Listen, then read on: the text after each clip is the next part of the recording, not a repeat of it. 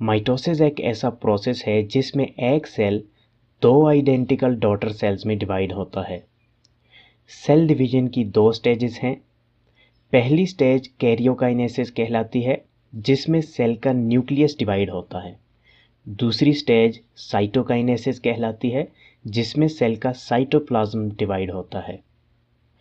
Karyokinesis की further दो types हैं, माइटोसिस एंड मियोसिस। माइटोसिस का प्रोसेस सोमैटिक सेल्स यानी बॉडी के सेल्स में होता है, जबकि मियोसिस का प्रोसेस जर्म सेल्स यानी रिप्रोडक्टिव ऑर्गन्स में होता है।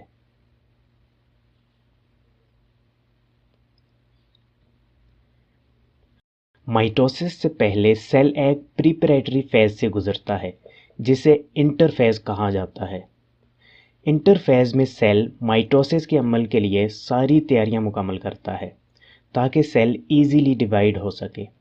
नॉर्मली सेल के अंदर डीएनए क्रोमेटिन की शक्ल में मौजूद होता है, यानी उलझे हुए धागे जैसा।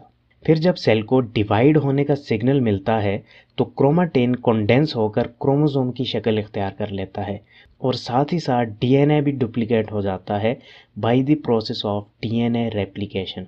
क्रोमोसोम डीएनए रेप्लिकेशन होने से पहले, क्रोमोसोम डीएनए रेप्लिकेशन होने के बाद। After DNA replication cell interphase से निकलकर माइटोटिक फेज में चला जाता है, जिसमें सेल का न्यूक्लियस दो में डिवाइड होता है और क्रोमोसोम नंबर भी सेम रहते हैं। माइटोसिस के फर्दर चार फेजेस हैं, prophase, metaphase, anaphase and telophase. Prophase. Prophase में होने इवेंट्स। सेल के अंदर मौजूद सेंट्रियोल्स ऑपोजिट पोल की तरफ मूव करना शुरू करते हैं।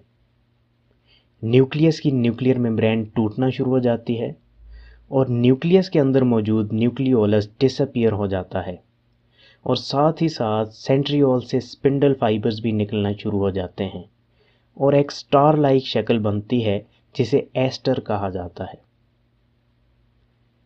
मेटाफेज।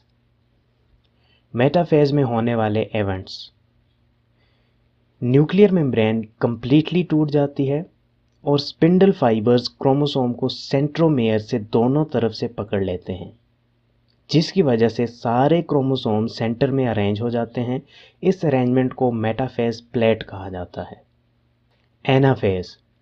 एनाफेज में होने वाले इवेंट्स।